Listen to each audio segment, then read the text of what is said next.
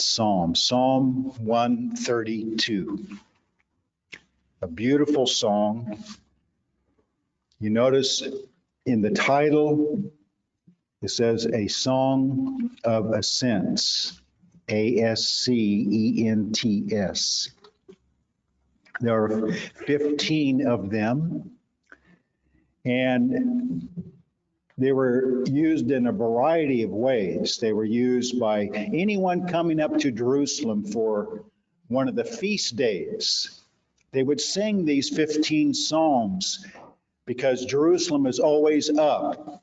It doesn't mean it's the highest point in elevation in the country, but it's, spiritually and mentally and emotionally, they were going up to the city of God, to the temple, to be with the people of God.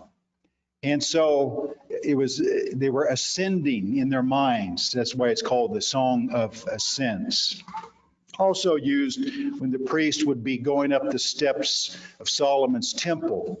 And as they would progress up the steps, they would sing these. So that's why most of them are fairly short.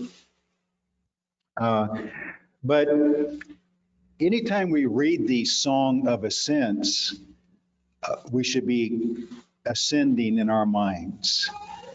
I'm hearing are you hearing a little bit of feedback? I don't know who or how you can correct it, somebody. I'm hearing feedback through the sound system.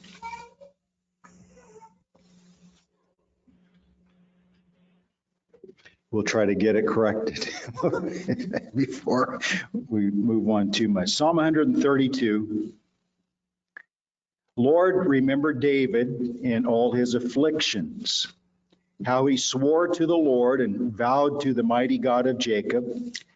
Surely I will not go into the chamber of my house or go up to the comfort of my bed. I will not give sleep to my eyes or slumber to my eyelids until I find a place for the Lord. Now this is David, isn't it? Remember, David said, it's not right for me to dwell in this palace, this beautiful house built for me, and yet God dwells in a tent, the tabernacle. And so David said, I want to build God a glorious house, a temple, something permanent. And most of you know the story. God sent Nathan the prophet and said, that's a great desire. The problem is you are a man of war, and the temple is supposed to be a place of prayer and peace. So I'm not going to let you build it, but I will let your son build it. So Solomon built the temple, but, he had a great advantage, didn't he? Most all of the materials were already there because David arranged it. So David said, if I can't build the temple, at least I'll supply most of the building materials ahead of time. And so it was kind of a joint effort between David and Solomon, and it was a good desire that David had. And I want you to circle or notice this in verse 5, a place. Place. We're going to deal with that. A dwelling place for the mighty God of Jacob. Behold, we heard of it in Ephrathah. That's where Bethlehem is. We found it in the fields of the woods. Let us go into his tabernacle. Let us worship at his footstool. Arise, O Lord, to your resting place. There's that word again. You in the ark of your strength, let your priests be clothed with righteousness, and let your saints shout for joy. For your servant David's sake, do not turn away the face of your anointed. Or we might say anointed one, or we might say Messiah, or we might say Christ. They're all the same. The Lord has sworn in truth to David, he will not turn from it. I will set upon your throne the fruit of your body. This is what we call the Davidic covenant. It was added to the Abrahamic covenant, and it deals with the idea of an eternal king on his throne. It's what happens when Christ comes back. If your sons will keep my covenant and my testimony, which I shall teach them, their sons also shall sit upon your throne forevermore. For the Lord has chosen Zion. He has desired it for his habitation or dwelling place. This is my resting place forever. And then this begins a series of 7, and this is God speaking, and he loves the number 7.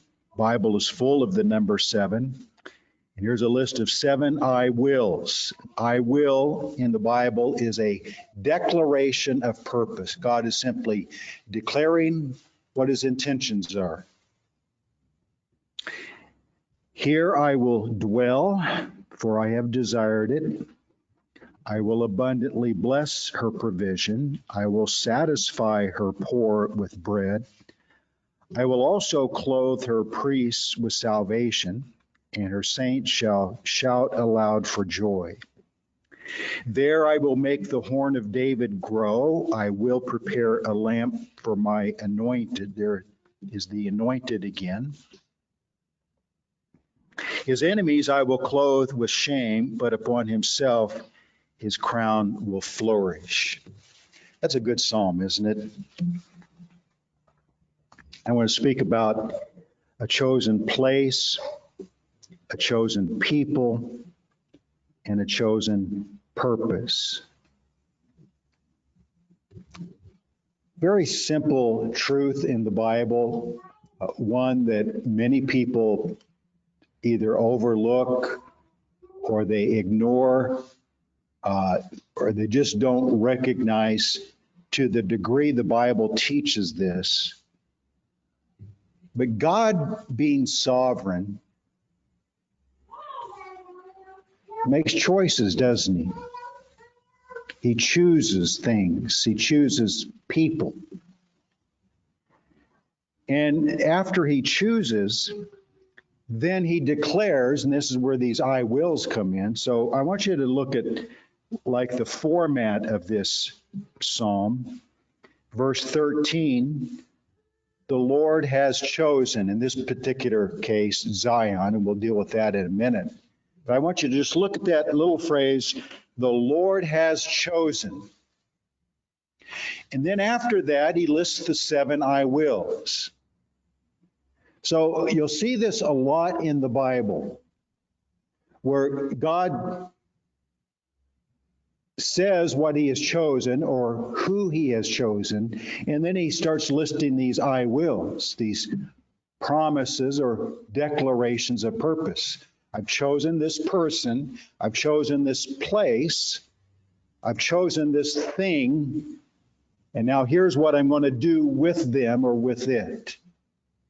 So this is a format or an outline, an example of what God does often in the Bible. States his choice and states what his purpose is with that choice. I've tried to say this in different ways over the last few years.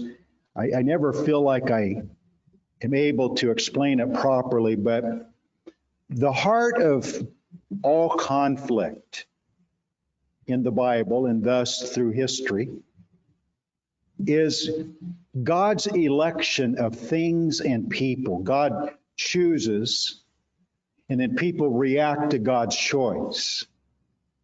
And because humans are depraved and fallen and lost and apart from God, almost always their reaction to God's choices is negative. They rebel against it. They fight against it. They try to defeat it, overcome it, cause it to fail to come to pass.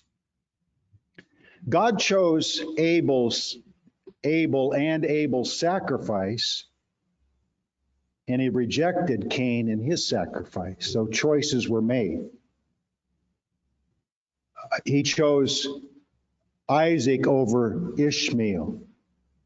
He chose Jacob over Esau. He chose Joseph over his brothers. Joseph was the 11th of 12 sons, and he skipped over 10 of them to get to Joseph and chose Joseph. There it is again, isn't it?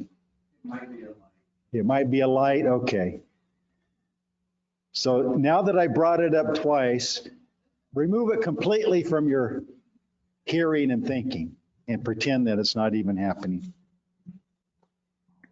You may be right, because this used to be a common sound before we upgraded a lot of our lights. So just credit it to that.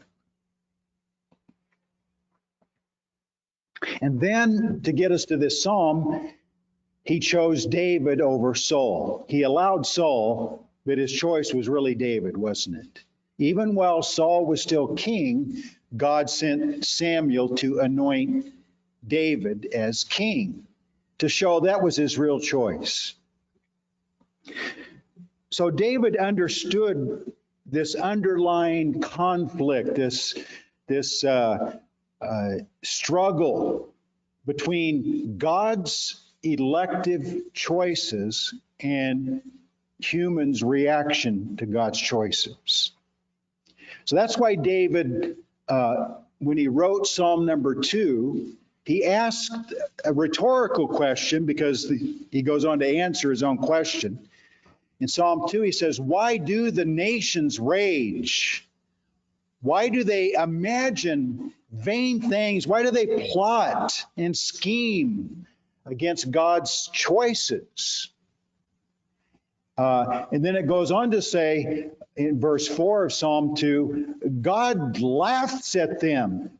He looks down at their futile attempts of fighting against his election of people and things, and he laughs at them. God says to himself, they're silly. What do they think who do they think they are? I am God. They are not. I've made choices. They're fighting against it, and I'm going to win, and they're not. But that's the history of the human race. God's choices, man's wrong reaction to God's choices. God has a right to choose, doesn't he? He's sovereign. And God's choices will continue to cause conflict. In this psalm, what I want to just deal with briefly, this psalm explains he has chosen a place, a people, and a purpose. And in those three choices, a place, a people, and a purpose, the forces of evil hate it and rebel against it. Randy talked about that World War II museum place they went to in New Orleans, and how that God used our country to basically help rescue Jews from all over the world. Unfortunately, we didn't even deal with that real well part of the time. When it all started, there were shiploads of Jews escaping lands of oppression, and they showed up on our shores, and in some cases, we turned them away at first. We kind of got our head on straight soon after and realized that was a stupid thing to do. But God used our country to help what I call his beloved enemy. Romans chapter 7 says they are enemies for the gospel's sake, but they are beloved for the sake of the fathers, the promises that God made.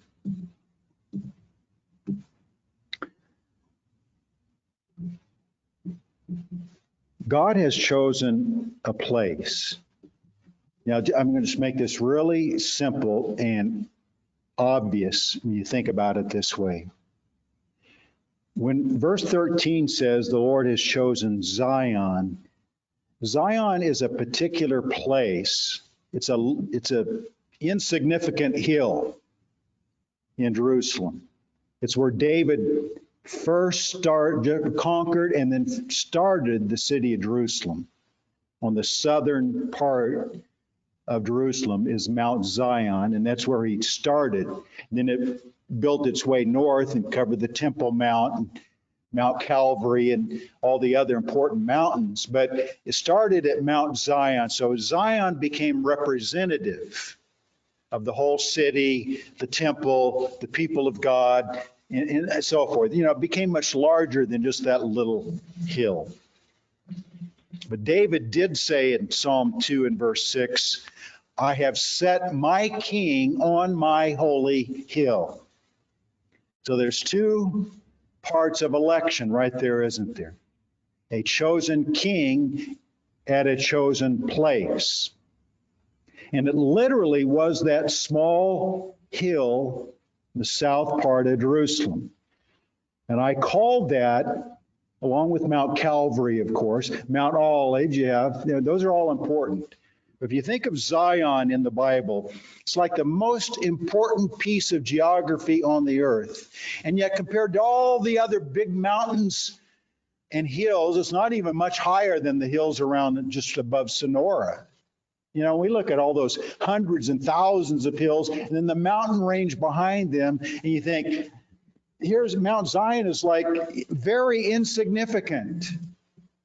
And yet it's God's choice of place and God's choice of king. And the entire history of the human race is rebelling against Psalm 2:6. I've set my king on my holy hill. But let's enlarge this just quickly. Original creation. God creates the universe, he creates the earth, he creates everything on the earth, the animals, birds, and everything. And he says it's very good, so all of it. But then he decides on that earth that was very good, there's a region called Eden. And in that region called, so we're getting smaller. In that region called Eden, he planted a garden. And in that garden, he put two trees right in the middle of it.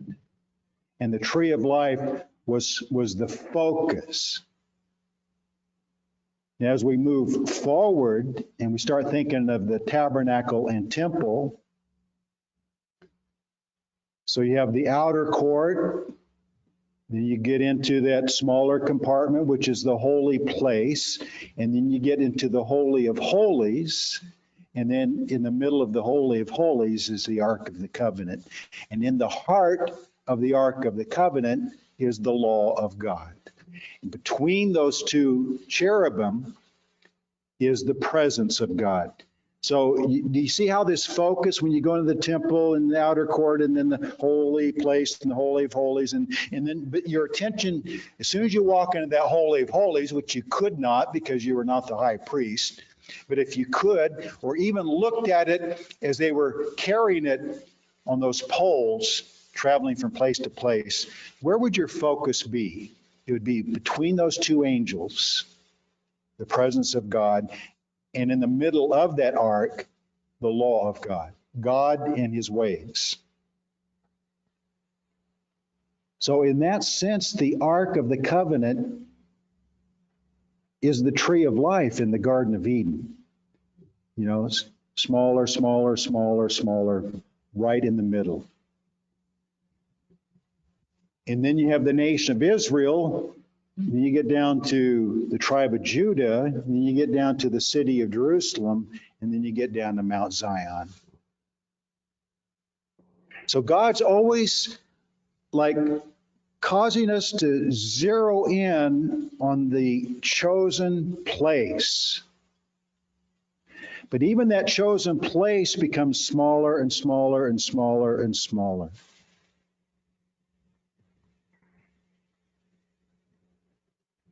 Today we have the family of God, where we have the whole human race created in God's image.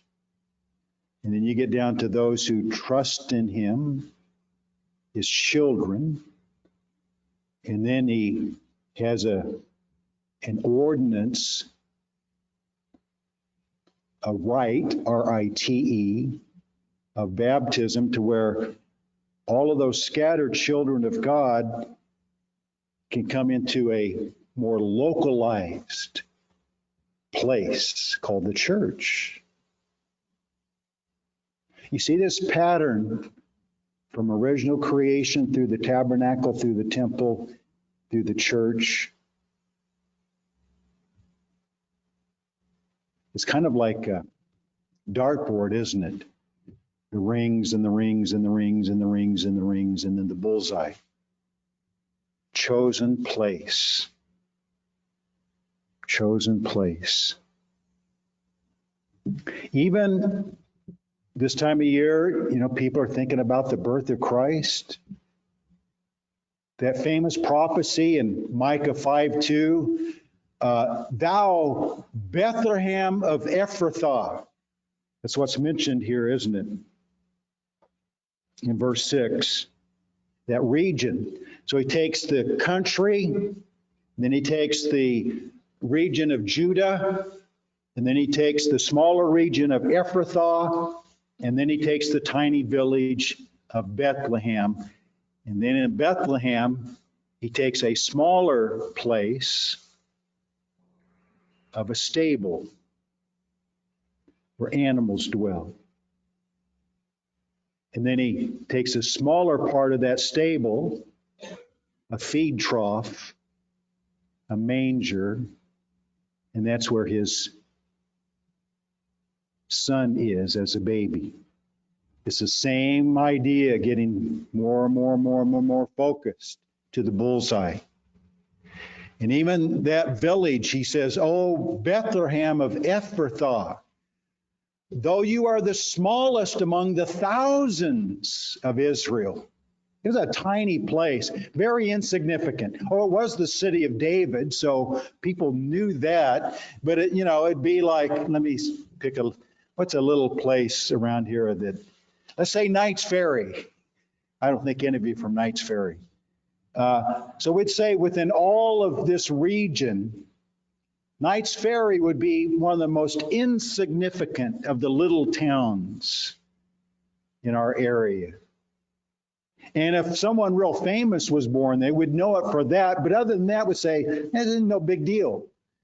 And if God chose Knights Ferry for Jesus to be born at, would say, why did he choose that place? And that's kind of how people thought about Bethlehem. Shouldn't the Messiah be born in Jerusalem? Shouldn't he be born right next to the temple? Shouldn't he be born in the house of the high priest or in the palace of Herod or, something like that? He's the Messiah. No, he's lowly, born, put in a manger. Shepherds came and noticed him, but none of the priests came to that stable. None of the rabbis, scribes, lawyers, Pharisees, none of the important people showed up at that stable, just some lowly shepherds. Again, God choosing the things that people would not choose. He did not choose like we would choose. On Wednesday nights in Acts, we've been talking about he chose lowly, insignificant Galileans. And then in Galilee, from Galilee, as bad off as that place is, he did not choose the rabbis or the priests who were scattered around the nation. He did not even choose the important people in Galilee.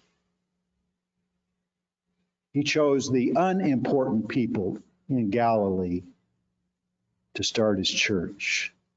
A chosen place. And because God chooses like that, different than how we would choose, that's one of the reasons humans rebel against God's choices. Because it doesn't make sense to our human mind. It doesn't seem fitting for the Messiah to be born in a stable and put in a manger. It just can't be right. So in verse 13 says, the Lord has chosen Zion, that little hill, that insignificant place. But he looked at that little hill on the south of what we later called Jerusalem. It wasn't even called Jerusalem at the time. It was a Jebusite city. And he has desired it. Desired is just another way of saying chosen. If God desires it, he chooses it. He's desired it for his habitation, his dwelling place. I won't take time to read all these verses, but Deuteronomy chapter 12 is a good place to go read, where God keeps repeating over and over and over and over again. The place that I choose, the place that I select, the place that and he's talking about there, he's talking about the tabernacle. He's talking about the Holy of Holies. He's talking about later the city of Jerusalem, but he's letting them know, I have selected a place, and if you choose places other than the place I've chosen, I'm going to reject what you offer me. A chosen place, a chosen people, because the place is for the people. When Genesis says God, after God created the Garden of Eden, the Bible says, chapter 2, verse 8 of Genesis, God put the man that he created in the garden. That's interesting, isn't it? Where was Adam before the Garden of Eden was created? And then God put him in the Garden of Eden. And I take that to mean that as great as the Garden of Eden was, it was a place created for a people. In other words, the place loses a lot of its significance without a people to be put there.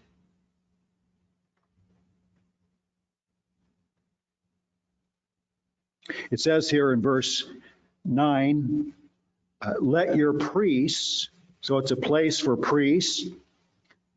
And then it says, let your saints, so it's a place for saints.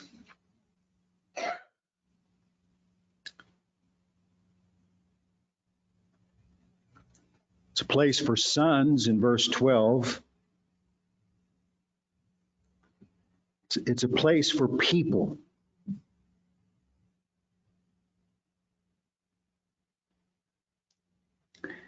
God told Abraham when he brought him into the land of promise, he said, I have given you this land.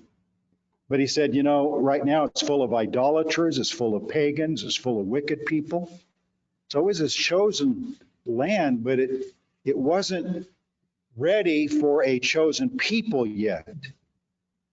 So God said, I'm going to take your descendants away from here. They're going to go to another land that is not the chosen land. They're going to end up even as slaves. And then I'm going to bring them out with great power, bring them back to this land. And I have to go through all of that because the iniquity of the Amorites is not yet complete. It's a real interesting statement. I've chosen this land, but the people who live there are wicked, but they're not so wicked yet that I have the right within my own nature to cleanse them out of the land, to wipe them out, and then bring you back in here and to give you the land. So that's interesting, isn't it? God can choose a place, but he really has a chosen people in mind for that place. But he wants to get the place ready for them. And he wants to get the people ready for the place. We can go many places in the Bible that explains why that generation that came out of Egypt did not get to enter the promised land because of their unbelief. So he not only was waiting for the people of the promised land to get so wicked, he was justified in wiping them out. He was waiting for a generation of his people to be ready to inherit that land, to possess that land. He's doing the same thing today, isn't he? Always trying to raise up a generation who is prepared for the place he has provided. We could even extend this idea of place to where Jesus said in John 14, I go to prepare a place for you. And he has a chosen purpose for this place and people. Verse 17, after all the I wills, he says in verse 14, this is my resting place. And then with this place and people are the 7 I wills.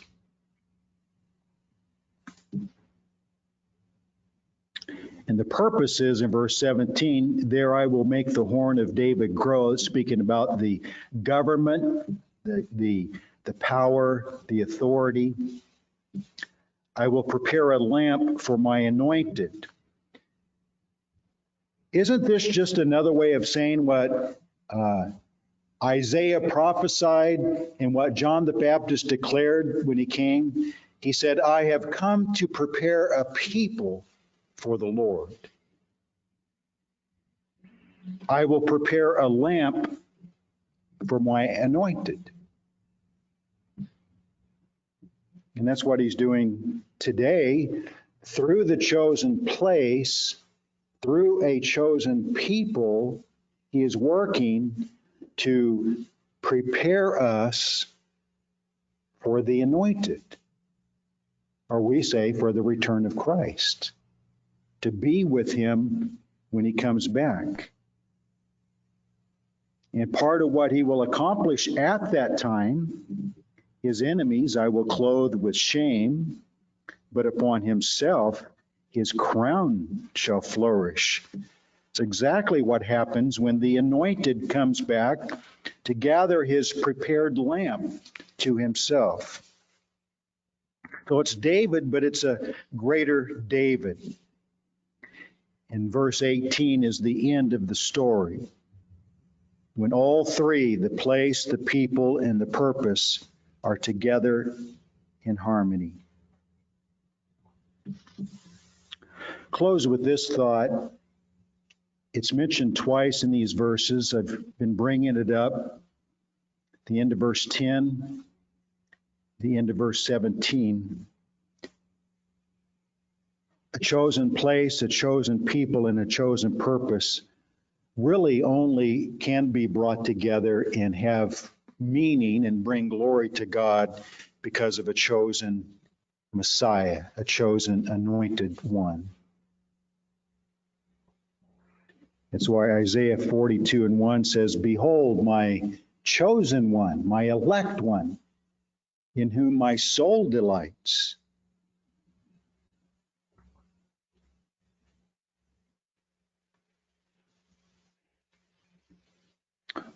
What is it that gives meaning to all of it? My anointed one.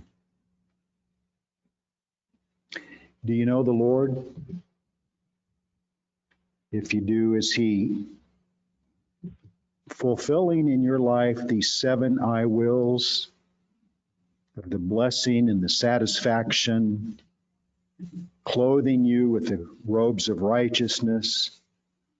All of these things that he promises in these 7 I wills, he channels all of them through my anointed one, through the Messiah, through Christ. That's how they get to us. You must have a relationship with him in order to benefit from these. We're going to have a verse of invitation song.